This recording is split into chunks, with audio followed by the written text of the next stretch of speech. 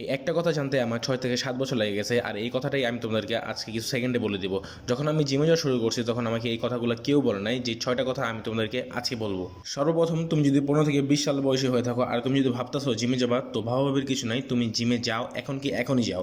Secondly, ট্রেনে ইনটেট ওয়ার্কআউটের আগে মাথায় ও মনে এটা ভালো করে সেট করে নাও যে আজকে মাসাল ডিস্ট্রয় করে দেবো, কাঁদবো, চিল্লাবো, ব্যথায় ভুগবো, কিন্তু ততক্ষণ ছাড়বো না যতক্ষণ পর্যন্ত না মাসালের রক্ত না বের হয়ে যায়।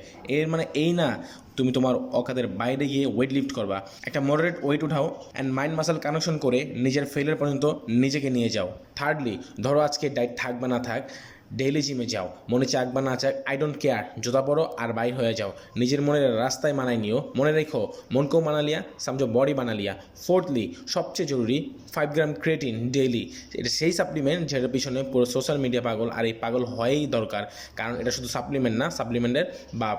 ফিফথ, মানুষ তোমার বডি আর জিমে যাওয়া নিয়ে হাসতে দাও। যখন বডি হয়ে যাবো, এই মানুষগুলোই তোমার কাছে আইসা ডায়েট চাইবো। সর্বশেষ অ্যান্ড লাস্ট, ধৈর্য রাখো বন্ধু, তুমি বডি বানাইতেছো, ম্যাগি না। এখন তো ম্যাগিও 2 মিনিটে বানানো হয় না।